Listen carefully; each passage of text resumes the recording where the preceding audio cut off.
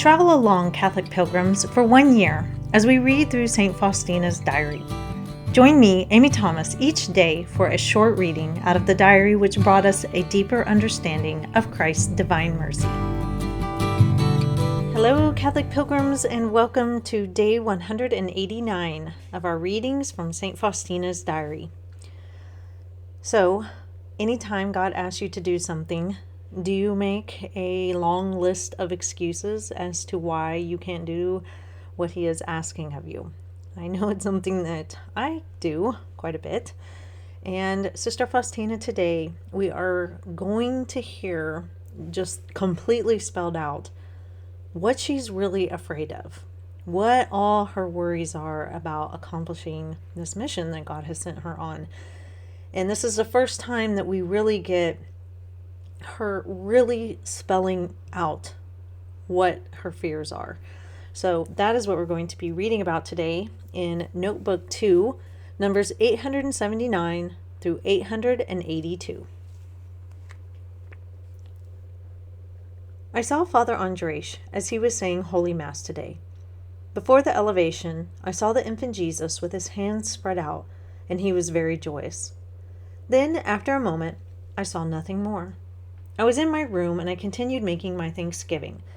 But later on, I thought to myself, why was the infant Jesus so merry? After all, he's not always so merry when I see him. Then I heard these words interiorly, because I am very much at home in his heart. And I was not at all surprised at this, because I know he loves Jesus very much. My union with the dying is still as close as ever. Oh, how incomprehensible is God's mercy that the Lord allows me, by my unworthy prayer, to come to the aid of the dying. I try to be at the side of every dying person whenever I can. Have confidence in God, for He is good and inconceivable. His mercy surpasses our understanding. January 14th, 1937. Today, Jesus entered my room wearing a bright robe and girded with a golden belt, his whole figure resplendent with great majesty. He said, "My daughter, why are you giving in to thoughts of fear?" I answered, "Oh, Lord, you know why." And he said, "Why?" "This work frightens me. You know that I am incapable of carrying it out." And he said, "Why?" "You see very well that I am not in good health, that I have no education, that I have no money, that I am an abyss of misery, that I fear contacts with people. Jesus, I desire only you. You can release me from this." And the Lord said to me, "My daughter, what you have said is true. You are very miserable, and it pleased me to carry out this work of mercy precisely through you, who are nothing but misery itself. Do not fear. I will not leave you alone. Do whatever you can in this matter. I will accomplish everything that is lacking in you. You know what is within your power to do. Do that." The Lord looked into the depth of my being with great kindness. I thought I would die for joy under that gaze. The Lord disappeared, and joy, strength, and power to act remained in my soul. But I was surprised that the Lord did not want to release me, and that He is not changing anything He has once said. And despite all these joys, there is always a shadow of sorrow. I see that love and sorrow go hand in hand.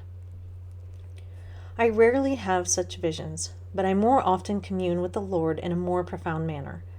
My senses sleep, and although not in a visible way, all things become more real and clear to me than if I saw them with my eyes. My intellect learns more in one moment than during long years of thinking and meditation, both as regards the essence of God and as regards revealed truths, and also as regards the knowledge of my own misery.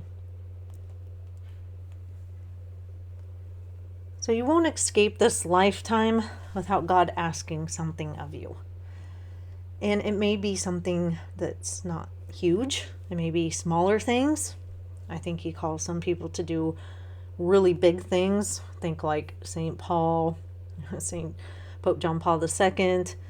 But then there are people who are called to do the less visible, less noticeable, but still very important things in their lives. Those saints that maybe we don't even know about, but that are in heaven because they just did the quiet work of God without having, the limelight on them in any way. But we have to realize that God is going to ask something of us. He really is.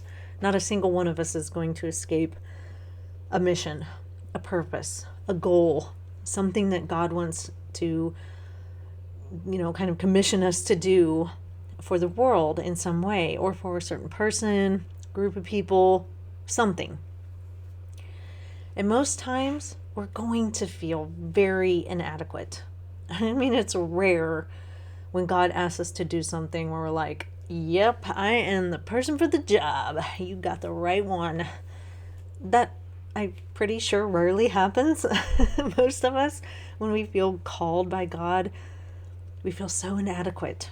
So inadequate. And so we make up the excuse list, like we see here with Sister Faustina. Christ comes to her and he asks her, why are you giving into thoughts of fear? And she's like, you know why? He makes her say it. He's like, no, tell me why. And so this is the first time that we've really seen Sister Faustina list it out.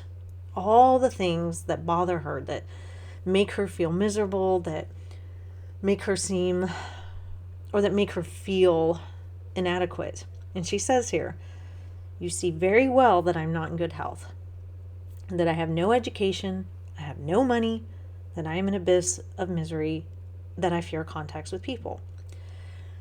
And the thing with these excuses is that all of them are kind of valid. She's not in good health. Rarely do we ask super sick people to go do stuff for us. Can you imagine, if your mother's sick in bed and, she's not feeling good at all, can you imagine saying to her, Mom, I need you to go do something for me? We wouldn't even do that. Yet God does. And I don't say that as to, put God down in any way, like, oh, he's doing something wrong. But this is a valid excuse. She feels inadequate because she's not in good health. She thinks that God should choose somebody who's robust and healthy and ready to go and can do lots of things. And she's like, why are you choosing me, the sick lady with tuberculosis? And then the next one, I have no education. She probably feels like people don't quite take her seriously enough because she's not a very educated woman. And trying to, get something propagated out there, this message of divine mercy, she probably feels just lesser in the eyes of, the priests that she's trying to talk to and trying to get theologians, on board with all of this. That has to be intimidating. I can understand that. And then she says, I have no money. I mean, God is asking her to do like a worldwide mission from a hospital bed in a small convent in Poland. I get it. I get why she would say, I don't have any money. I don't even know how to go about doing this. I can't purchase anything. I can't buy anything. I can't get that message out there. I'm just little old me. And then she says, she feels she's an abyss of misery and she fears contacts with people. I don't know exactly what she means by that. I don't know if she's fearing contact with people because she's sick or because she's kind of a shy person. I don't quite know what she means by that, but all of these are like, valid excuses, valid reasons why she would feel like she's not the gal for the job.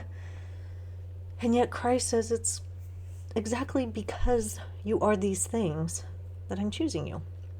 He says, you are very miserable, and it pleased me to carry out this work of mercy precisely through you, who are nothing but misery itself. That sounds kind of harsh. It sounds like Christ is being super harsh, like, oh, you're just nothing, Sister Faustina. You're just a big old bag of misery. I think more of what Christ is saying is just a very simple, humble, very devoted person to him. And he's wanting to spread this message through a person just like her. Not a well-known person, not somebody who thinks very highly of themselves. He wants her. And he says, do not fear. I will not leave you alone. Do whatever you can in this matter. I will accomplish everything that is lacking in you. And that's what we have to remember. When God asks us to do something and we feel so inadequate, like, oh my gosh, I really don't know why you're picking me. Isn't there somebody better for the job? If God is asking you, He's God, He thinks you're the perfect person. Go with it. And trust that wherever you feel inadequate, God is not going to hang you out to dry. He's going to make up what is lacking. Whether that's not having any money, or not having any education, or not being a super stellar speaker, those kinds of things, He's going to help you do your mission, do your vocation, do this work that He has placed upon your soul. And we have to remember that. And so Sister Faustina, she even says, I was a little surprised He didn't release me from this, and He's not changing His mind. And so we just have to trust. He knows what He's doing. He has picked us. We have to remember, God created our soul for a reason. He put it here on earth. He's going to want to ask us to do something to spread His message of love. He's not going to create our soul and just say, well, this one just can sit around and do nothing. He's going to ask something of you. And it's going to be a beautiful and wonderful thing if you surrender to Him, trust in Him, and let Him make up what is lacking in you. And so, we have to accept that with all humility. And most of the time, I feel like we do. Like I said earlier, I don't feel like many of us are like, oh yeah, I'm the person who can do this job. So trust in Jesus. He knows what He's doing. But that is all for today, Catholic Pilgrims. I will see you back here for day 190. And until then, live the faith boldly and travel well.